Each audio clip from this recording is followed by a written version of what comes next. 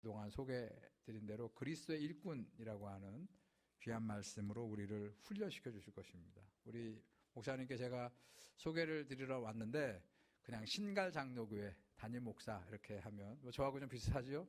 다른 거 목사는 필요 없습니다. 교회에 사역하는 그런 직분이면 되죠. 자, 우리 목사님께서 말씀 전해줄 때 잠깐 한번 중간에 광고, 지금부터 시작이 되면 딱 3시 20분에 브레이크 타임을 가질 거예요. 목사님이 그렇게 한번 쉬면 그때 이제 우리 할머니들 차량으로 돌아가시고, 재직들은 가면 안 됩니다. 오늘 그렇게 오래 하지 않습니다. 우리 목사님을 통해서 귀한 훈련을 받는 그런 은혜가 있게 되기를 원합니다. 자, 우리 이광수 목사님 나오실 때 우리 큰 박수로 목사님 맞이하겠습니다.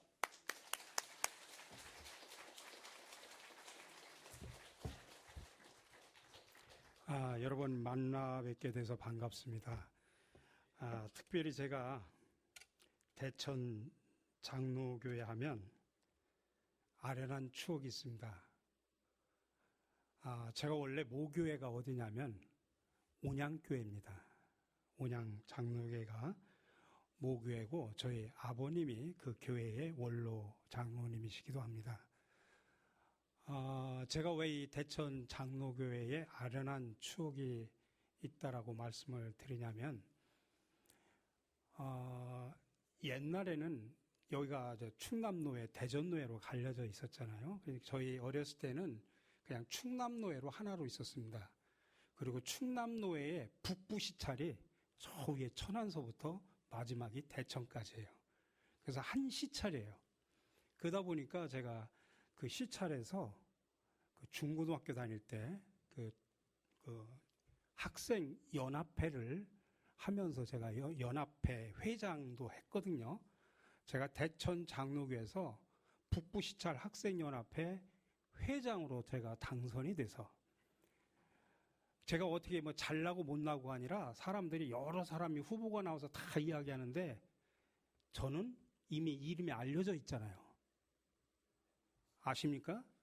예, 제 이름은 이미 뭐 매스컴에서 옛날 역사에서 이미 다 알려져 있기 때문에 얼굴 모르고 그냥 이름 보고 찍어가지고 제가 연합회 회장을 해서 여기 와서도 활동하고 뭐 이렇게 연합회 활동을 했던 기억이 납니다. 그래서 제가 대천 장로교회에 대해서는 좀 아련한 추억이 있었고, 그때 이렇게 활동을 했던 분들이 계신가 안 계신가 제가 잘 모르겠어요. 저도 이미 늙어버렸고 머리에 서리가 내려서 아마 잘 서로 지금 보면 서로 모를 것 같습니다. 혹시나 아시면 나가다가 인사를 하시면, 제가 옛날에 활동하셨던 분들이 있으면 반갑게 맞이할 겁니다. 제가 오다 보니까 또 제가 깜짝 놀랐어요. 대천 장로교회에 우리 장로님 중에 한 분이 다니시리라고는 전혀 몰랐는데, 제가 신갈장로교회 전에 그 논산의 새샘교회에서 제가 8년 동안 시무를 했었습니다. 거기에 우리 박노생 장로님이라고 우리 장로님이 지금 여기 참여하고 계시죠? 우리 장로님이 여기서 갑자기 이렇게 차에서 내리는데 누가 와서 인사를 하는데 보니까 우리 박노생 장로님이세요. 그래서 제가 너무 반갑고 또 오래간만에 이렇게 뵙고, 그래서 정말 여러 가지로 제가 대천 장로교회에 온 것이 참으로 반갑고 그렇습니다. 혹시나 제가 또 괜히 이야기를 하다가 시간이 넘어가면 뒤에서 표시를 해 주십시오. 저도 시계는 체킹을 하고 있는데 끊어달라고 얘기를 해 주시면 제가 끊도록 노력을 하겠습니다. 제가 원래 이제 새샘교회에서 8년 동안 시무를 하다가 이제 신갈 장로교회로 제가 가게 됩니다. 그때 아마 신갈 장로교회가 사이즈가 있다 보니까 아마 여러 목사님들이 아마 서로 가시겠다고 하셨던 것 같아요. 근데 저는 가겠다고 얘기한 적이 없는데 어느 날 장로님들이 저희 교회를 찾아오셔가지고 저를 선을 보시고, 그 다음 주에는 또 부부까지 다 오셔가지고 선을 보시고 오후 예배 끝나는데 저를 논산 어느 커피숍에서 만나자고 그러더라고요. 그래서 만나면서 저를 좀 모시려고 하는데 어떠시냐고 그래서 당황스럽다. 나도 갑자기 이렇게 되니까 당황스럽고 저도 기도한 후에 결정을 하겠다. 그런데 이제 마지막에 제가 결정을 하기 전에 장로님들하고 제가 그런 이야기를 했습니다. 딱 조건이 하나 있습니다. 사례비를 많이 주든지 뭐 넓은 사택을 달라든지 그런 이야기를 하나도 안 했어요. 뭐라고 얘기했냐면 제가 가서 목회를 할 때 소신껏 목회를 하도록 장로님들이 협조하면 가고 그러지 않으면 제가 안 가겠습니다. 그때 장로님들이 뭐라고 그러시냐면 마음대로 하십시오. 마음대로 하시라고 그래요. 그래서 좋습니다. 가서 제가 마음대로 소신껏 하겠습니다. 이분들이 나중에 어떤 일이 벌어질지 모르고 처음에 저를 모시면서 마음대로 하시라고 이야기를 하시더라고요. 이따가 마음대로 한 이야기는 제가 또 말씀을 드리겠습니다. 제가 충청도에서 경기도로 가니까 경기도는 참 희한한 게 좀 지방색이 좀 있어요. 그래서 좀 이렇게 아래쪽 사람들을 잘 안 받으려고 그래요. 아래쪽 사람들을 좀, 제 앞에 계신 분이 어떤 공동회까지 딱 올라왔는데 마지막에 고향이 어디라고 저 아래쪽 사람이라고 해가지고서 마지막에 캔슬이 돼버렸어요. 그리고 나서 제 얘기가 됐는데 가보니까 그때 당시에는 장로님 3분 계셨는데 세 분이 다 멍청도 사람들이더라고요. 2분이 충청남도 분이고 1분이 충청북도예요. 근데 어떻게 우연찮게 제가 충청도 출신이라고 해가지고 그래서 저를 아마 선택을 한 것 같아요. 제가 누군지도 잘 그분들은 모르시고. 근데 제가 이제 충청도에서 왔다고 생각하니까 경기도 사람들이 어떻게 생각을 하냐면 충청도 맨날 돌 굴러가요 하면서 이렇게 느려 터진 것으로 이해를 하시더라고요. 근데 사실 충청도 사람들이 그렇게 느린 건 아니에요. 여러분들. 그렇죠. 우리 말만 봐도 충청도 사람들이 얼마나 말이 간단 명확하게 빠릅니까? 예. 어떤 사람이 죽으면 돌아가셨습니다. 그럼 뭐라고 이야기합니까? 충청도에서는 가시오 그러면 되는 거예요. 간단하잖아요. 뭐 괜찮습니다. 그러면 되시오. 그러면 다 얘기가 끝나는 거잖아요. 여러분들 예를 들어서 문제를 낼게. 이 콩깍지는 깐 콩깍지인가 안 깐 콩깍지인가? 충청도 말로는 깐겨 안 깐겨? 간단하잖아요. 왜 원래 이런 충청도 사람들이 느린 것처럼 생각하는데 말이 되게 빨라요. 근데 저는 말만 빠른 게 아니라 성질도 급해요. 전혀 충청도에서 나고 자랐지만은 성질이 경기도 사람보다 제가 성질이 더 빠릅니다. 근데 그분들이 모르고 이제 저를 이렇게 모시고 가서 물론 저도 뭐 열심히 우리 교인들하고 함께 지금 많은 변화를 통해서 지금까지 왔습니다만은 대천 장로교회도 마찬가지겠지만 우리 교회도 많은 재직들을 훈련할 때 저는 그런 이야기를 합니다. 우리가 신앙생활할 때도 신앙인도 인류가 있고 이류가 있고 삼류가 있는 걸 아셔야 됩니다. 여러분도 소설도 삼류 소설이라는 말을 하지 않습니까? 신앙도 마찬가지입니다. 삼류 신앙인이 있고 이류 신앙인이 있고 인류 신앙인이 있습니다. 그럼 삼류 신앙인은 어떤 사람을 삼류 신앙이라고 하느냐? 교회 한 발, 세상 한 발, 양다리 걸치고 사는 사람을 우리가 삼류 신앙이다. 그렇게 말을 합니다. 이 사람들은 참 세상에 나가서 정말 안 믿는 사람처럼 믿는 사람인데 안 믿는 사람들 앞에서 행동하자니 또 양심에 걸려가지고 이렇게 하지도 못하고 저렇게 하지도 못하고 그래서 스스로 생각을 합니다. 차라리 내가 예수를 안 믿었으면 좋았을 것을. 근데 이런 삼류 신앙인들은 사실은 본인도 예수 믿는 것 때문에 힘들고 또 본인 때문에 우리가 믿는 예수님의 얼굴에 먹칠하는 사람들이 주로 삼류 신앙인들이다. 이렇게 볼 수가 있습니다. 또 이류 신앙인들이 있어요. 이류 신앙인들은 어떤 사람들이냐면 교회 안에서 나름대로 신앙생활 열심히 합니다. 예배 열심히 참석하고 헌금도 열심히 하고 섬기는 것도 열심히 합니다. 근데 모든 게 다 자기 열심입니다. 복음의 기쁨을 누리지 못하고 그냥 자기 열심을 합니다. 그래서 율법으로 자기 의를 쌓습니다. 근데 어느 순간 자기 한계에 딱 부딪히면 그대로 실족해버립니다.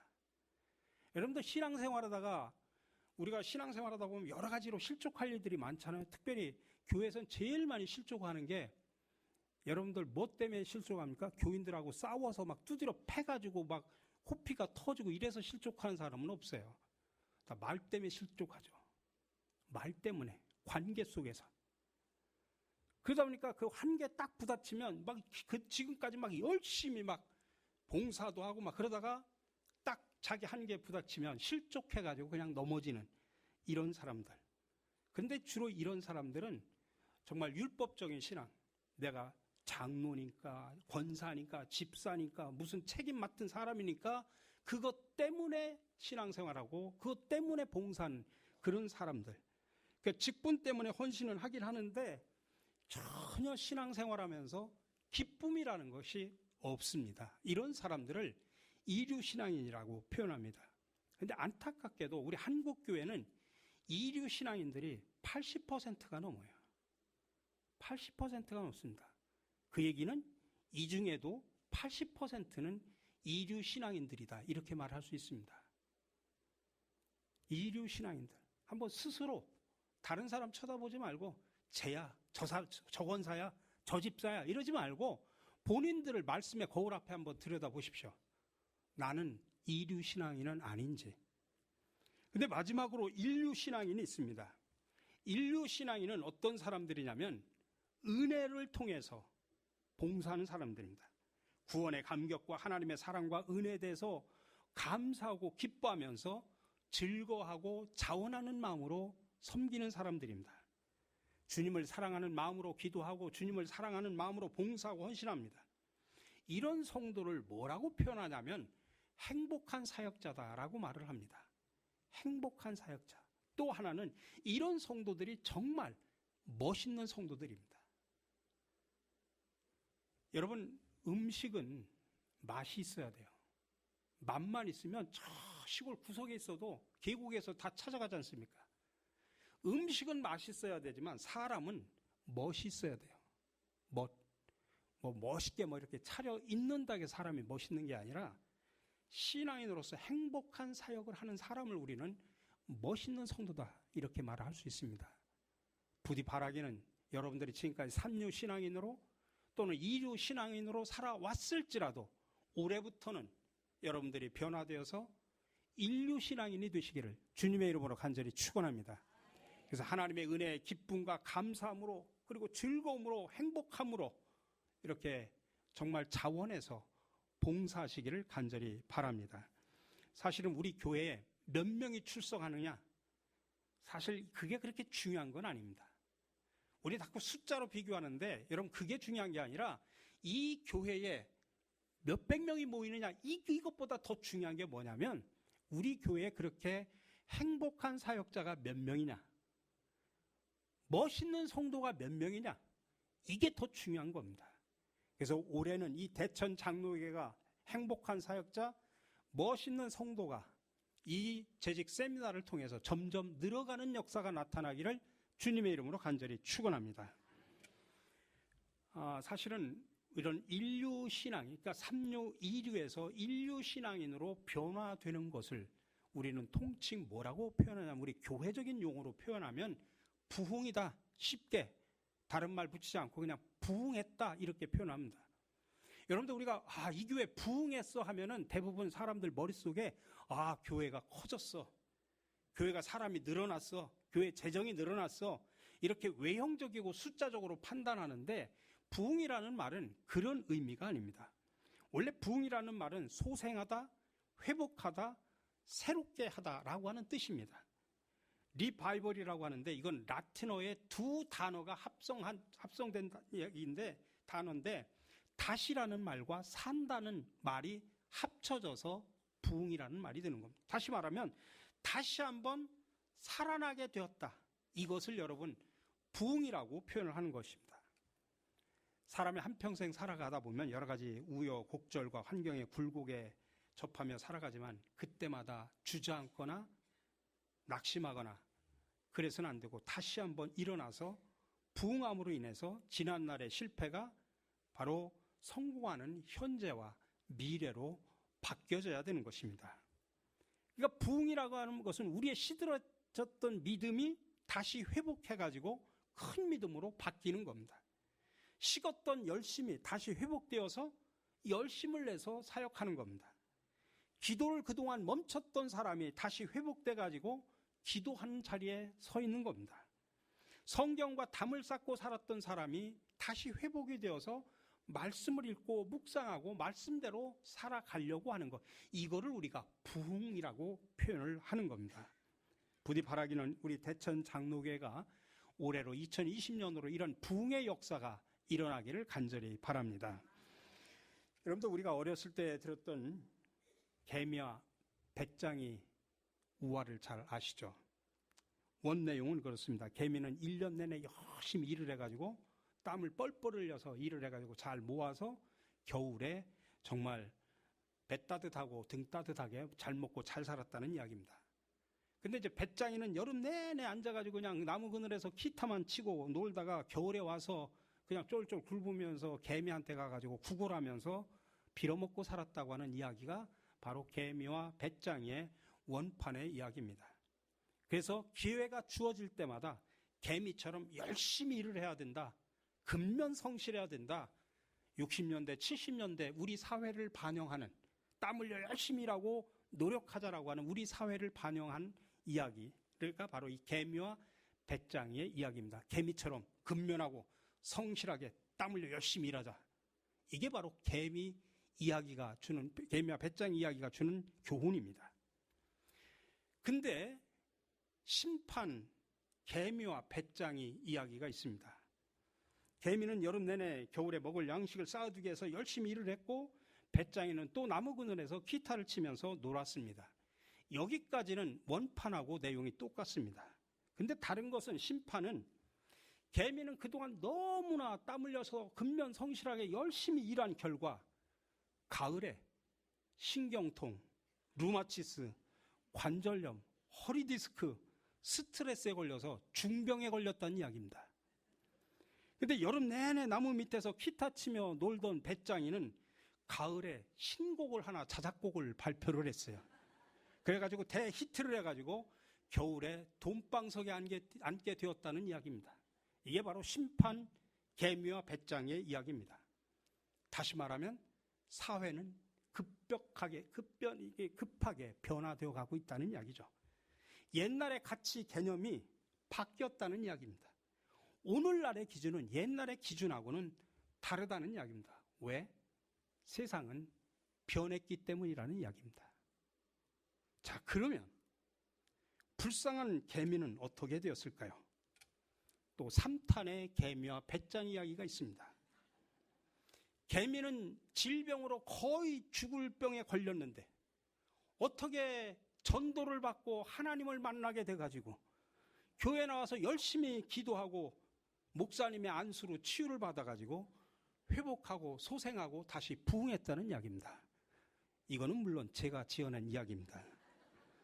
여러분들도 말씀과 기도로 다시 한번 회복되고 부흥하는 역사가 나타나기를 간절히 바랍니다. 궁금할 것 같아서 4탄도 알려드릴게요. 가장 최신 버전입니다.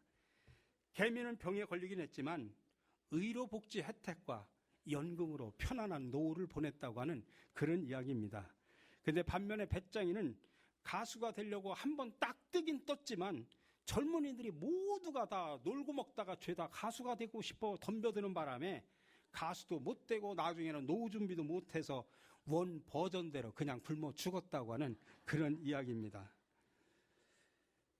여러분들, 부흥, 사실 부흥해야 됩니다.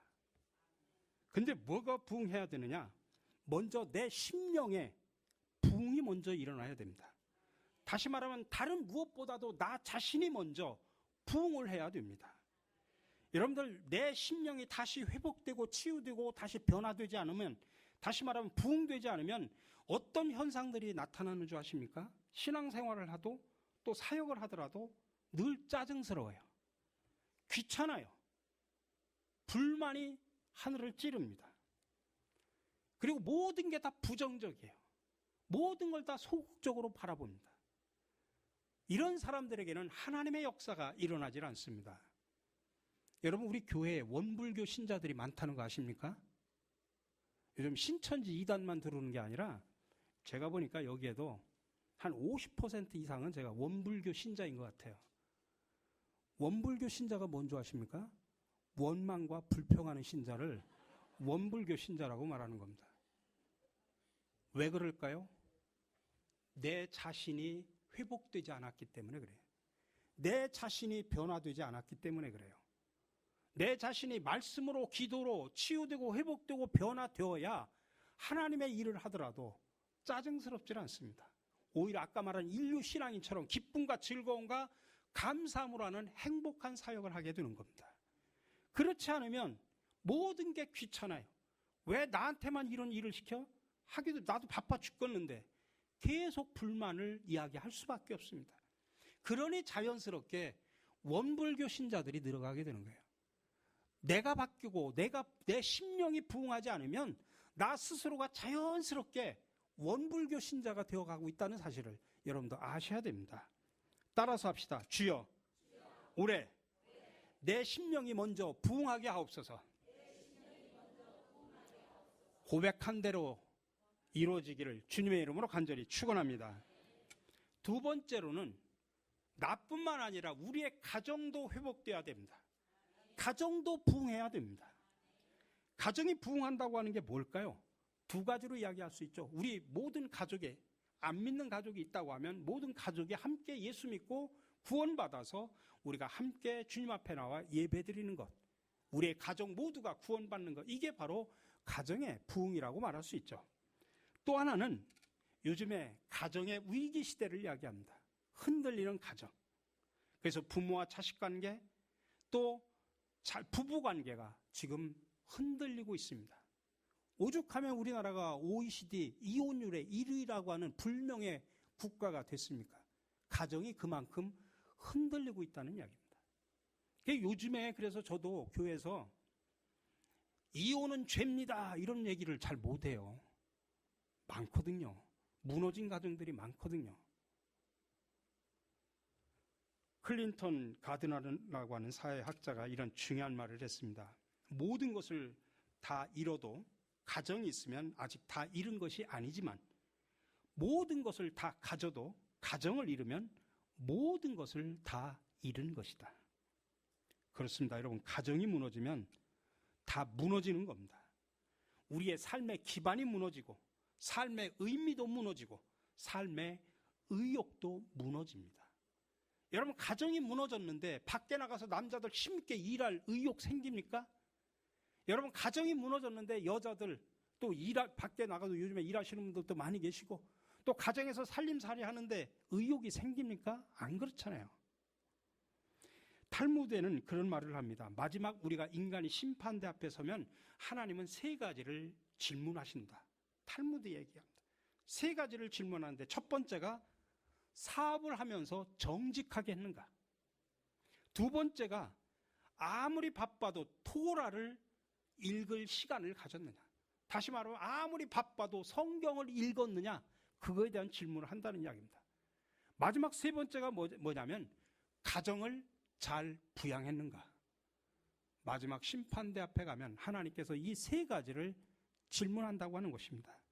여러분들은 거기에 자신 있게 예라고 대답을 할 수 있습니까?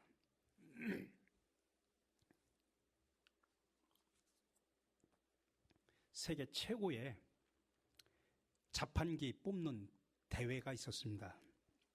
별의별 기발한 자판기가 모두 다 선보였는데 그 중에 눈에 확 띄는 대상 후보감 자판기가 있었습니다. 그 자판기 이름은 배우자 자판기였습니다. 그래서 돈을 집어넣고 원하는 이상형을 고른 후에 누르면 원하는 남자, 원하는 여자가 뿅 하고 나타나는 겁니다. 정말 꿈의 자판기라고 볼 수가 있죠. 모든 사람, 야, 이게 대상 후보감이다. 근데 심사 결과 아쉽게도 2위를 차지했습니다. 자, 그러면 영예의 대상을 차지한 자판기는 도대체 얼마나 더 획기적인 자판기인가 하고 봤더니 그 자판기에다가 남편이나 아내를 집어넣으면 현금으로 환불해주는 배우자 반납기였다고 합니다. 반납하고 싶은 분들 많이 계시죠? 안 그래요? 요즘에 배우자 집어넣고 현금으로 반납하고 싶어하는 사람도 얼마나 많은지 몰라요. 오늘 무너져가는 부부의 현 주소를 이야기하는 유머라고 볼 수 있습니다. 저랑 여러분도 한번 손가락을 가지고 한번 같이 한번 따라서 해주실래요? 여러분도 가운데 손가락 있죠? 가운데 손가락을 이렇게 딱 붙여보세요. 반듯하게 해서 평행해서. 그리고 나머지 손가락은 자 위에서 서로 이렇게 잡아보셔요. 가운데 대신 손가락이 딱 붙어야 됩니다. 떨어지면 안 됩니다. 됐죠? 이 가운데 손가락이 딱 서로 이렇게 붙이는 게 중요합니다. 직각으로. 붙였죠? 자, 그러면 그 상태에서 엄지만 뗍시다. 엄지만 띄었다 붙였다 해봅시다. 그러면서 따라서 합시다. 부모 없이도 살 수 있습니다. 두 번째 손가락 같이 따라서 합시다. 친구 없이도 살 수 있습니다. 마지막 새끼손가락 이야기합시다. 새끼손가락. 자녀 없이도 살 수 있습니다. 세 번째 손가락 떼보십시오. 세 번째 손가락 떼보십시오. 떨어집니까? 떨어지는 사람은 손가락을 잘못했던지 아니면 병신이라고 말하는 겁니다. 안 떨어지죠? 따라서 합시다. 부부 없이는 못 삽니다. 그렇게 자판기에 집어넣고 싶은 그 부부하고 여러분 사셔야 돼요. 그래서 가정을 회복시켜야 됩니다. 여러분 가정의 기초가 부부입니다. 여러분 따라서 합시다. 주여, 우리 가정이 부흥되게 하옵소서. 여러분의 가정이 올 한 해 새롭게 치유되고 회복되고 부흥하는 역사가 일어나기를 간절히 축원합니다. 마지막으로는 교회도 부흥해야 됩니다. 우리 대천 장로교회가 2020년 돼서 부흥의 놀라운 폭발의 역사가 일어나기를 간절히 축원합니다.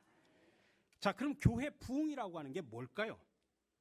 먼저 알아야 될 것은 아까도 제가 언급을 드렸습니다만 부흥이라고 하는 것은 외형적인 숫자에 있지 않다라고 하는 것입니다.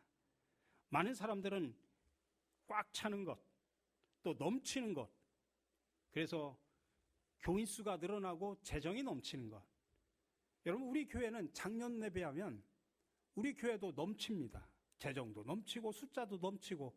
그러면 객관적으로 사람들이 흔히 말하는 부흥이라고 할 때는 부흥이라고 말할 수 있어요. 근데 냉정하게 보면 그게 진짜 부흥일까라고 하는 것입니다. 이 외형적이고 숫자적인 것은 자본주의의 하나의 가치관입니다. 자본주의 성공이라고 하는 건 늘 큰 건물, 많은 인원, 큰 재정. 제가 한 번은 부여의 어느 조그만 시골 교회에서 연초에 저보고 와서 부흥회를 해달라고 그래요. 제가 원래 부흥 강사는 아닙니다. 부흥 강사는 아니고 한두 번 뭐 재직 수련회는 연초만 제가 딱 한 두세 곳 주로 갑니다. 근데 이제 그 교회에서 부흥회를 해달라고 해서 생전 내가 부흥회를 다녀보지도 않았는데 와서 부흥회를 해달라고 그래서 처음에 이제 나름대로 열심히 기도하고 준비를 하고서 제가 갔어요. 근데 첫날 이제 저보다 지금쯤은 은퇴를 하셨겠는데 저보다 나이 드신 목사님, 그 교회에서 거의 한 40년 이상 목회를 하신, 아무튼 그 교회에서 오랫동안 목회하신 목사님이셔요. 그리고 또 장로님 한 분이 이제 저를 첫날 저녁 식사를 대접을 한다고 딱 나갔는데 우리 목사님이 장로님과 함께한 교인들한테 뭐라고 이야기하냐면 도시의 큰 교회에서 오신 목사님이라고 소개를 하시면서 본인은 겸손하게 말할 것이다라고 이야기할 수도 있는데 본인은 못나서 그냥 시골교회에서 오래 계신 것처럼 그런 뉘앙스로 말씀을 하셨어요. 제가 그 이야기를 들으면서 식사를 하면서 얼마나 가슴이 아픈지 몰라요. 제가 볼 때는 저는 그래도 요령껏 이리저리 힘든 곳 제껴가지고 제가 그냥 거기까지 와 있는 거죠. 근데 그분은 정말 농촌에서 농민들을 데리고 수십 년 동안 거기서 목회를 하신 분이에요. 그리고 나서 은퇴를 하신 분이에요. 겉으로 볼 때는 제가 화려한 것처럼 보이지만은 예수님의 시각으로 보면 저를 성공한 목회자 아닙니다. 진짜 성공한 목회자는 예수님의 시각으로 보면 정말 힘들고 어려운 농촌에서 평생을 바쳐서 목회한 그 목사님이 예수님의 시각으로는 더 훌륭하고 성공한 목사입니다. 그래서 제가 그 말이 너무 제가 가슴에 찔려가지고서 제가 첫날부터 막 준비한 설교 시리즈를 첫날 저녁부터 제가 바꿔버렸어요. 첫날 저녁에 핵심이 뭐냐면 자존감을 살려야 되겠구나. 자존감에 관련된 설교를 했어요. 여러분들은 정말 존귀한 사람들입니다. 여러분들이 이 농촌을 지금까지 지켜왔고 그 곳에서 힘들고 어렵지만은 여러분들 다 그래도 잘나고 한 사람들 다 흩어졌지만 여러분들은 이곳에 앉아가지고 꿋꿋이 농촌을 지켜오고 농촌을 살리고 또 그들과 함께한 우리 목사님은 예수님 볼 때는 가장 성공적인 목회를 하신 분이다라는 것을 강조하면서 자존감을 살리는 그런 설교로 제가 설교문을 아예 바꿔버렸어요. 남미의 부에노스아이레스에서 목회하는 후안 카를로스 오르티즈라고 하는 목사님이 계십니다. 근데 그분이 쓴 진정한 제자입니까? 라는 책에 보면 그분이 그 책 속에서 자기의 목회 경험을 이야기합니다. 처음에 그가 부에노스아이레스의 교회에 부임을 했을 때 교인들의 숫자가 184명이었답니다. 근데 열심히 전도하고 난 후에 2년 후에 교인 수가 600명으로 3배 이상 성장을 한 겁니다. 그러니까 2년 만에 3배로 교회가 엄청나게 부흥을 한 거죠. 그래서 자기 교회가 정말 자부심도 있고 으뜸이라고 생각을 했습니다. 교회 행정 체계 어디에다 내놔도 손색이 없습니다. 그러다 보니까 또 많은 교회에서 막 사람들이 그 성장 노하우를 좀 배우고 싶다고 여러 교회에서 목회자들이 찾아옵니다. 그들에게 교회 성장에 대한 노하우를 가르쳐 주기도 했습니다. 근데 정작 오르티즈 목사님은 뭔가 잘못되고 있다는 느낌을 늘 가졌습니다. 한참 사역에 집중할 때는 모든 것이 잘 되는 것 같은데 한순간이라도 긴장을 풀면 모든 게 와르르 무너지는 그런 느낌을 받은 겁니다. 그래서 이래서는 안 되겠구나. 그래서 모든 사역을 내려놓고 한적한 기도원을 찾아갔습니다. 그리고 거기서 기도와 묵상을 하기 시작을 했습니다. 그런데 성령께서 그의 마음을 깨트리기 시작을 합니다. 첫 말씀이 이거였습니다. 너는 지금 교회를 세우는 일을 하는 것이 아니다. 네가 하고 있는 일은 비즈니스다. 너는 코카콜라 회사가 코카콜라를 파는 것과 똑같은 방식으로 복음을 팔고 있다. 도대체 네가 하는 일 가운데 어디서 나의 손길을 찾아볼 수 있겠냐? 그래서 그는 자기 교회가 이 영적인 지체라기보다는 회사에 가까웠음을 시인하지 않을 수가 없었습니다. 그러나 여기서 끝나지 않았습니다. 성령께서 두 번째 찔림을 주셨습니다. 네가 사역하고 있는 교회는 조금도 부흥하거나 성장하지 않았다. 네 생각에는 교인 수가 200명에서 600명으로 늘렸다고 해서 교회가 성장했다고 착각하는 모양인데 그것은 성장한 것이 아니라 단지 뚱뚱해진 것이다. 그냥 영적 비만에 걸린 것이다. 너는 전과 조금도 달라지지 않는 교인들 400명을 더 확보했을 뿐이야.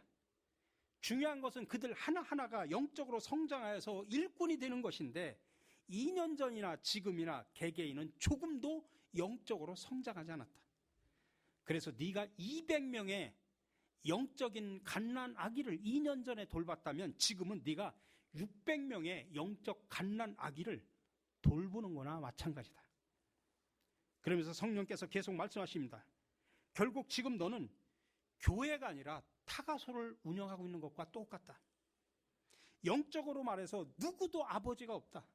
너는 교인들의 아버지가 아니라 분주한 타가소 보모다.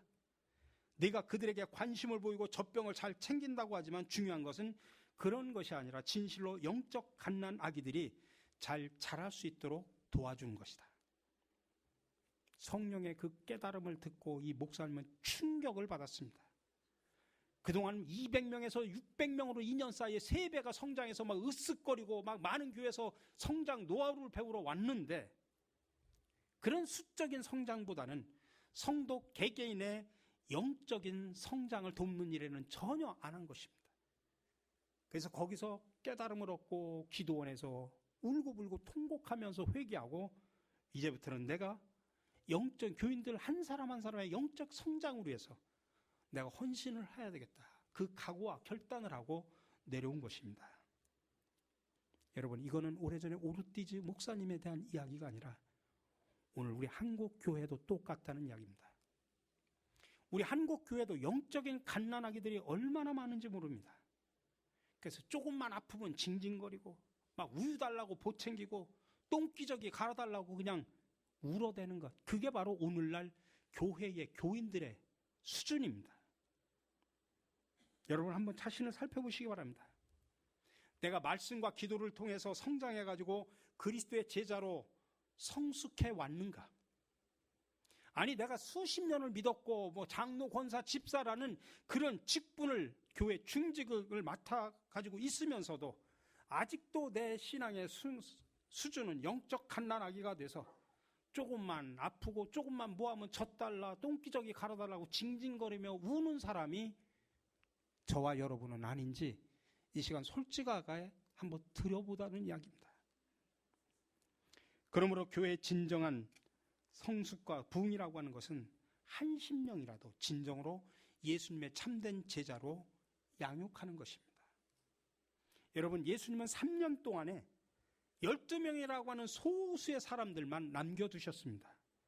그러나 그들은 소수지만은 그들이 성령의 능력을 받아가지고 진정으로 거듭난 사람이 되었고 엄청난 복음의 폭발의 역사가 그 소수의 사람들을 통해서 일어났다는 사실을 기억하시기 바랍니다. 그렇기 때문에 진정한 교회 부흥은 한 사람 한 사람이 참된 그리스도인으로 거듭나고 진정으로 주님의 제자가 되는 것입니다. 또한 교회의 진정한 부흥은 사명의 부흥에 있습니다. 주님이 우리에게 명하시고 부탁하신 그 위대한 복음의 사명에 응답하는 사명의 부흥이 있어야 되는 겁니다. 우리 대천 장로교회가 이런 부흥의 역사가 일어나기를 주님의 이름으로 간절히 축원합니다. 우리 같이 한번 따라서 합시다. 주여 2020년 우리 교회가 부흥하게 하여 주시옵소서. 이처럼 내 심령과 우리의 가정과 우리 교회가 올 한 해 이런 놀라운 부흥의 역사, 회복의 역사, 치유의 역사가 일어나기를 주님의 이름으로 간절히 축원합니다. 그러기 위해서는 우리 모두가 그리스도의 일꾼이라고 하는 분명한 자각을 가져야 됩니다.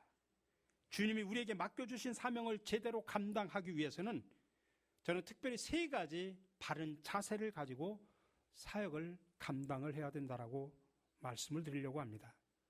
바로 끝나기 직전에 첫 번째 자세만 먼저 말씀을 드리려고 합니다. 첫 번째는 내가 그리스도의 일꾼으로 부름받았다는 분명한 정체성, 자기의 소명감이 있습니다. 있어야 된다는 이야기입니다. 따라서 합시다. 나는 그리스도의 일꾼으로 부름을 받았습니다. 영국의 문필가인 칼 라일은 말하기를 이 세상은 내가 영광을 누릴 자리가 아니고 하나님의 영광을 위해 내가 쓰여질 자리다라고 그렇게 말을 했습니다. 그러니까 우리가 이 세상에 살면서 돈 벌고 직장 다니고 사업을 하고 가정을 이루고 사는 이 모든 일이 하나님의 영광을 위해서 내가 쓰여질 자리다라고 하는 그런 자세로 일을 할 때 일의 가치와 성취와 보람을 느끼게 되는 것입니다.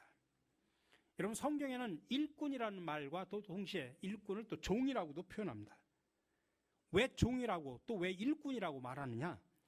일을 함에 있어서 그 일의 주인이 내가 아니고 하나님이시고 나는 하나님의 종으로서 이 일, 다시 말하면 하나님의 사명을 맡아서 이 일을 한다고 하는 뜻에서 우리는 하나님의 종이고 그리스도의 일꾼이다 이렇게 말을 하는 것입니다.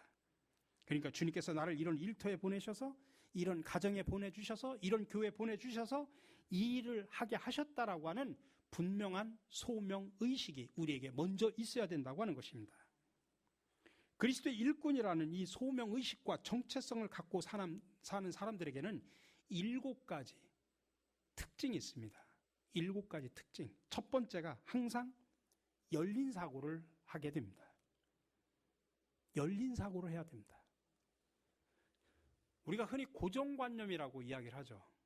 저는 고정관념을 뭐라고 이야기하고 싶으냐면 따라서 고정관념은 고장난 생각이다. 고정관념은 고장난 생각이라고 생각을 하셔야 됩니다.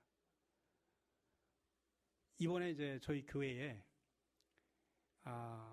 저희 교회가 이제 교육 파트에 이제 여성 여자 목사님 두 분이 계신데 한 분이 이제 어린이부 전담으로 여자 목사님 모셨어요. 근데 12월 달에 중간에 이제 인수인계차 저희 교회를 왔는데 많은 교인들이 충격을 받았어요. 왜 그러냐면 우리 부목사님이 한 31살 정도 되는데 31살 정도 되는 우리 여자 부목사님이 어떻게 하고 오셨냐면 머리를 노랗게 물들여가지고 그리고 나타나셨어요. 머리가 노래가지고 나타나셨어요. 그러다 보니까 우리 교인들이 충격을 먹은 거예요. 아니 이게 목사님이 아니 이럴 수가 있어? 반응이 딱 두 가지로 갈라지더라고요. 한 부류는 목사님인데 경건하지 못하게 어떻게 그냥 머리를 노랗게 물들이고 왔지? 또 우리 교회 학교 교사들은 와 신선하다 이렇게 생각을 하죠. 그러니까 딱 두 부류로 나눠지더라고요. 한 부류는 충격적이다. 어떻게 목사가 그렇게 저렇게 하고 올 수 있을까? 또 한 부류는 신선하다. 그렇게 생각을 하는 거예요. 보는 시각에 따라 다른 겁니다. 여러분 뭐가 옳고 그르다라고 제가 말은 하지 않습니다. 물론 보는 시각이 다르니까 그렇죠. 근데 중요한 것은 늘 우리의 생각은 뭐에 고정관념이 있냐면 목사는 항상 바르고 정자세를 해요. 제가 옛날에 새샘교회 있을 때 한 번은 제가 더위를 많이 타가지고 여름엔 양복을 못 입고 제가 이렇게 로만 칼라 같은 거 반팔로 해가지고 그걸 입고 딱 올라갑니다. 그것 때문에 어느 교인이 한번 실족해가지고 교회를 안 나오셨어요. 그래서 찾아갔어요. 그랬더니 아니 목사님이 양복을 입고 올라가셔야지 여름에 강대상에 반팔만 입고 올라가냐고. 제가 로마 칼라로 반팔을 입고 올라간 건 사실이지만 여기에 목회자들이 있는 로마 칼라를 입고 제가 올라갔거든요. 그러니까 목사는 항상 양복을 입어야 된다는 거예요. 근데 여러분 제가 여기 교회에 와가지고 한 번은 제가 여름에 멋있는 개량 한복, 여름 한복, 개량 한복을 입고 딱 올라왔어요. 돈 많이 들어서 산 개량 한복이에요. 그랬더니 몇 분이 또 이야기를 해요. 아, 목사님, 강대상에 웬 개량 한복을 입고 올라가십니까? 양복을 입고 올라가셔야지. 여러분, 우리의 고정관념 속에는 뭐가 있냐면, 목사는 항상 양복 입고 이 위에 올라가는 사람으로 보입니까? 그러면 예를 들면, 이 양복이 원래 우리 전통의 의상입니까? 아니, 개량 한복을 입은 거는 좀 이상하고, 양복 입은 거는 안 이상하고, 그 우리 문화에 대한 고정관념이에요. 우리가 양복보다 더 오랜 문화를, 역사, 문화와 전통을 가지고 있는 나라인데, 아니, 얼마 됐다고 양복이 들은 지 얼마 됐다고 내가 양복 입고 올라온 것에 대해서 뭐라고 양복을 안 입고 올라온 것에 대해서 뭐라고 불평을 하고 양복으로 바꿔 입으라는 이야기예요. 우리의 고정관념이 그렇다는 이야기예요. 제가 한 번은 제 후배 목사님이 한 번은 오래간만에 제가 만났는데 남자 목사님이에요. 여기에다가 머리를 희한하게 해놓고 여기다 귀걸이를 하고 있더라고요. 일반 청년들이 귀걸이 하는 건 이해가 되는데 여러분들 목사님 귀걸이 하는 거 이해가 됩니까? 그것도 하나만 이렇게 달아가지고. 그래서 저도 그때 깜짝 놀라가지고 물어봤어요. 야, 이놈아 이게 뭐 하는 거냐? 그랬더니 이야기인 즉슨 그 목사님은 특수목회를 하셔요. 어떤 특수목회를 하시냐면 가출 청소년들 있죠. 도시의 가출 청소년들을 모아놓고 그 청소년들하고 함께 부딪히면서 걔들을 교육하고 신앙교육시키고 걔들을 치유하고 회복하는 그런 사역을 하시는 목사님이에요. 근데 그 목사님 그 가출 청소년 애들 앞에서 맨 넥타이에다 양복만 입고 가면 걔들은 목사에 대해서 거리감을 느껴요. 그러잖아요. 맨날 그냥 설교만 하는 그냥 막 훈계만 하는 그런 사람으로 취급을 하는 겁니다. 근데 그 목사님은 애들하고 같이 막 그냥 애들 수준에서 걔들 눈높이에 맞춰서 같이 뒹굴고 사는 거예요. 그러다 보니까 애들이 막 희한하게 하고 다니니까 목사님도 한번 걔들한테 맞춰주느라고 이걸 귀걸이를 한 거예요. 그거 이상하지는 않잖아요. 걔들 수준에 맞춰주는 건데. 근데 자꾸 우리는 고정관념으로 그 사람을 보는 거예요. 우리가 고정관념을 가져서는 안 된다는 이야기예요. 교회가 그렇다는 이야기예요. 교회가 꼭 뭔가 새로운 일을 하려고 하면 딱 우리가 생각하는 고정 틀이 있어요. 그 틀을 벗어나면 안 되는 거예요. 여기도 제가 처음에 왔을 때 옛날 교회, 저도 밖에는 좀 낯익은데 안에 들으니까 낯설어요. 리모델링을 했기 때문에 그렇죠. 저희 교회도 리모델링을 좀 잘해놓은 편인데, 한 번은 리모델링을 하면서 저희가 이제 가운데에 스크린이, LED 스크린이 가운데다가 딱 정면에다, 여기도 정면에 있는데 정면에다가 LED 스크린을 했어요. 그 LED 스크린이 가격이 1억 원이 넘습니다. 1억 원이 넘는 LED 스크린을 딱 하면서 십자가를 저 옆쪽에다가 놓고 거기다가 이제 저희는 LED, 뭐 등도 전부 LED 등입니다. 제가 여기 처음에 딱 들어와서 이 교회 왜 이렇게 어둡지라고 제가 생각을 했는데 보니까 LED 전구가 아니다 보니까 어둡게, 저는 늘 밝은 데서 있다 보니까 어둡게 여기도 느껴지는데, 거기다 이제 십자가를 조그맣게 해서 이렇게 LED를 안에다 집어넣습니다. 그러면 새벽에 그것만 켜놔도 그냥 교회가 다 은은하게 보입니다. 근데 그 작업을 하는데 원로 장로님께서 이렇게 공사를 하는데 저를 조용히 부르시더라고요. 그러면서 목사님, 그래도 십자가는 가운데 있어야 되지 않겠습니까? 그리고 이왕 또 십자가를 비꼈으면 좀 크게 만들어야지 저렇게 그냥 조그맣게 십자가를 만듭니까? 저한테 그렇게 말씀을 하시더라고요. 근데 저는 그냥 듣고만 있습니다. 그래서 그러신가요? 그렇게 생각하셨군요. 예, 알았습니다. 그 얘기는 내가 바꾼다는 이야기가 아닙니다. 젊은 사람들은 좋아하던데요. 제가 그러고 말았어요. 그래서 그냥 이렇게 한 귀로 듣고 제가 한 귀로 흘러버립니다. 그 일일이 다 어떻게 다 맞춰줘요. 그리고 이미 저희는 경쟁업체들을, 인테리어 경쟁업체들을 다 해가지고서 경쟁을 붙여가지고서 저희가 낙찰을 해가지고 거기다 그 리모델링 그 설계도에 다 나와 있는데 그걸 바꾸자니 참 어렵기도 하고, 그리고 전면에서 실질적으로 예배 드리는 데는 영상이 훨씬 더 효용 가치가 있고 그러잖아요. 십자가 그리우면 목에다 달고 다니시면 되잖아요. 요즘 우리 교인들 십자가 금목걸이 잘 달고 다니시잖아요. 십자가처럼 그렇게 살지는 못하지만 이게 고정관념이라는 이야기예요. 그러니까 교회 일을 할 때 중요한 것은 우리 재직들이 고정관념을 가져서는 안 됩니다. 교회가 막 변화돼야 됩니다. 저희 교회는 교인이 항아리형 구조예요. 저희 교회가 역사가 올해가 90주년이에요. 90주년이면 거의 노인네들이 많을 것 같잖아요. 물론 노인들도 많이 계셔요. 근데 저희는 교인 구조가 항아리형 구조예요. 그 얘기는 뭐냐면 40대가 엄청 많다는 이야기예요. 그래서 매일 등록하는 사람들 보면 거의 젊은이들이에요. 왜 그러냐면 교회 딱 들어오면 벌써 분위기가 딱딱하지 않아요. 젊은이들 분위기예요. 밑에 내려가면 카페가 얼마나 큰지, 제가 그 카페도 우리 교회 인테리어 하는데 30대 초반인 아이한테 네 시각에다 맞춰서 내가 카페 만들으라고 그랬어요.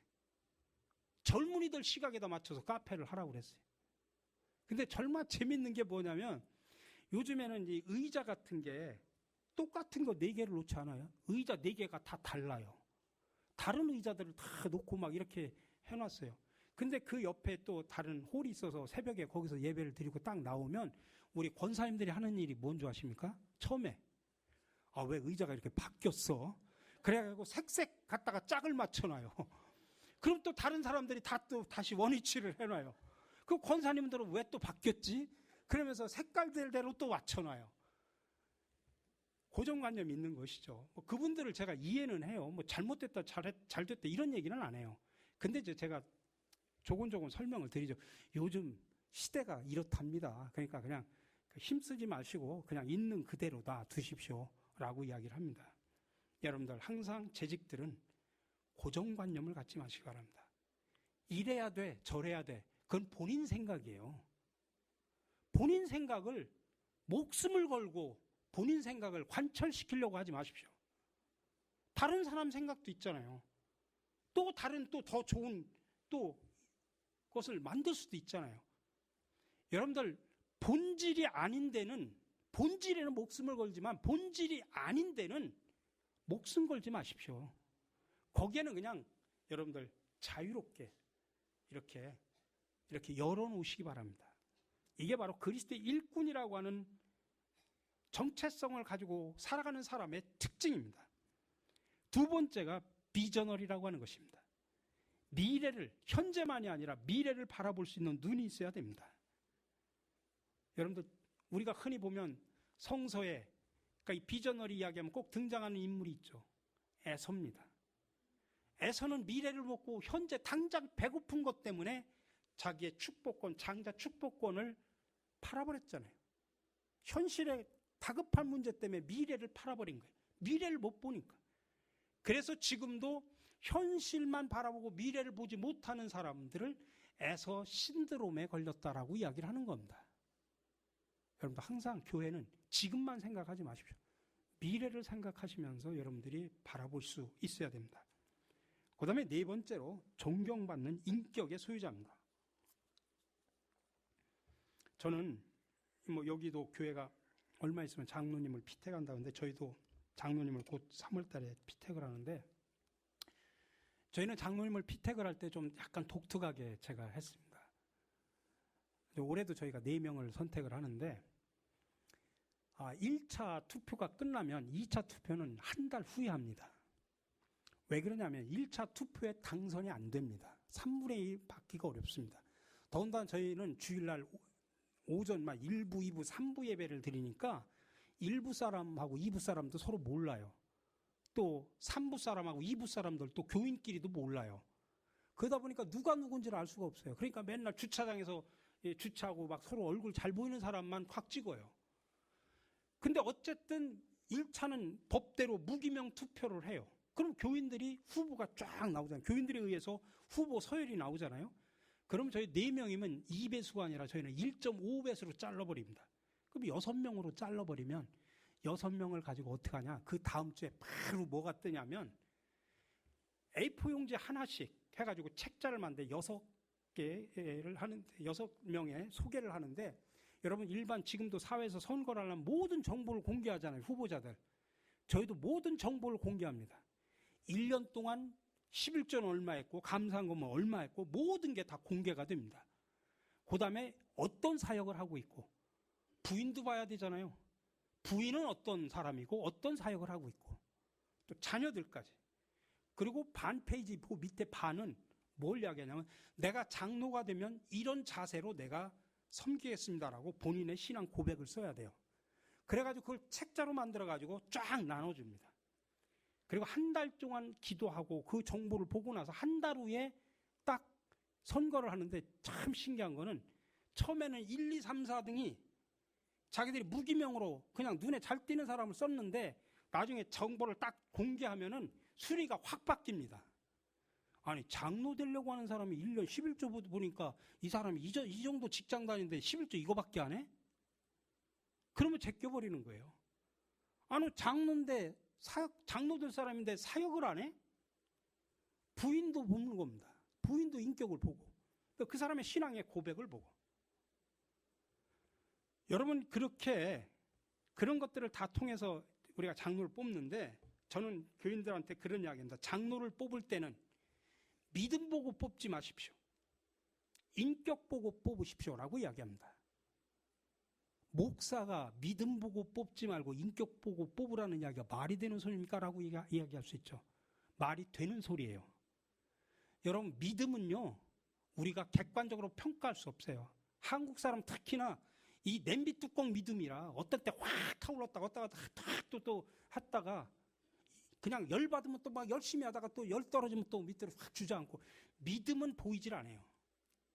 근데 그 사람의 인격은 오랜 세월 동안 형성이 된 거예요. 그 인격의 바탕 위에 믿음이 있어야지. 인격은 개판 5분 전인데 거기에 막 열받으면 그 인격 그대로 신앙도 그 신앙으로 가는데, 그 신앙은 결코 인류 신앙인의 모습이 아니에요. 꼭 거의 이류 신앙인의 모습이에요. 그래서 저는 믿음 보고 뽑지 마라, 인격 보고 뽑으라는 이야기예요. 지금까지 살아오면서 저 사람의 인격이 어땠는가, 그 인격을 보고 뽑아야 속지 않아요. 믿음 보고 뽑으면 속아요. 언제 획가닥 할지 몰라요. 그래가지고 많은 사람들이 뭐예요? 리더가 되니까 사람이 바뀐다? 이 권사 집사 할 때는 괜찮은데 장로가 되니까 사람이 바뀐다? 왜 그런 줄 알아요? 믿음 보고 뽑아서 그래요. 인격 보고 뽑았으면 안 그렇단 말이에요. 속은 거예요. 그러니까 여러분, 항상 존경받는 인격의 소유자를 만들어가야 되는데, 고대 그리스의 철학자 가운데 아리스토텔레스라고 하는 분은 상대방을 설득하기 위해서는 로고스, 파토스, 에토스가 필요하다고 표현합니다. 로고스라고 하는 게 뭐냐면 상대방을 설득하려고 하면 내용이 있어야 되잖아요. 내용을 논리적으로 잘 설명을 해야 돼요. 저도 지금 이 로고스가 있어야 이 말씀을 가지고 잘 쪼개가지고 여러분들한테 설명을 이해하기 좋게 해야 사람들을 설득을 시킬 수 있잖아요. 그게 로고스라는 거예요. 파토스라고 하는 것은 뭐냐면 논리가 완벽하다고 할지라도 막 상대방의 가슴을 울리지 않으면 안 되는 거예요. 그러니까 파토스가 그런 상대방의 감성을 터치하는 그런 감성을 파토스라고 그래요. 그 다음에 세 번째가 에토스입니다. 에토스는 뭐냐면 그 사람의 평판을 이야기하는 겁니다. 인격을 이야기하는 거죠. 윤리와 인격. 상대방이 볼 때 제가 믿을만 하면 사람들이 제가 하는 말을 인정하고 따르지만 저거 사기꾼 같아 라고 저를 생각하면 여러분들 제가 백날 어떤 소리를 해도 안 믿습니다. 그게 에토스라는 거예요. 근데 아리스토텔레스는 뭐라고 이야기했냐면 로고스, 파토스, 에토스에는 황금 비율이 있다는 겁니다. 사람들에게 감동을 때 황금 비율이 있는데 로고스가 사람들을 변화시키는 건 10%랍니다. 제가 아무리 논리적으로 얘기해도 사람들에게 10%밖에 작용이 안 되고 파토스, 감성을 가지고 이야기해도 파토스는 30%밖에 안 된답니다. 근데 정작 중요한 것은 에토스, 인격이라고 하는 게 60%라는 이야기입니다. 제가 때로는 어눌하게 말을 하고 어설프게 얘기를 하더라도, 때로는 제가 막 여러분들의 가슴을 찢어놓지 않도록 얘기를 하더라도 사람들이 저하고 오래 살면서 제 인격을 알고 저의 성실성과 저를 안다고 하면 사람들이 그걸 이해하고 인정을 해주지 않습니까? 근데 저 사람이 논리적으로 얘기를 잘해, 막 그냥 막 하면은 감정을 막 사람들의 감성을 터치해. 근데 지금까지 살아보니까 정말 개판 5분 전이야. 윤리적으로 꽝이야. 그럼 별 얘기해봐야 소용이 없다 이 소리예요. 그러니까 사람의 영향력을 줄 수 있는 게 바로 에토스라고 하는 것입니다. 그래서 논리와 감성보다는 전환자의 인격이 중요하다라고 하는 것입니다. 그래서 여러분들 리더들은, 우리 사역자들은 인격이 중요한 겁니다. 그게 바로 그리스도의 일꾼이라고 하는 사람들의 특징 가운데 하나가 인격입니다. 그러니까 여러분들 말씀을 통해서, 기도를 통해서 나의 인격을 다듬어 가는데 최선을 다해야 됩니다. 여러분들의 인격이 날마다 성숙해 가기를 주님의 이름으로 간절히 축원합니다. 같이 한번 우리가 기도하면서 잠깐 쉬도록 하겠습니다. 하나님 감사합니다.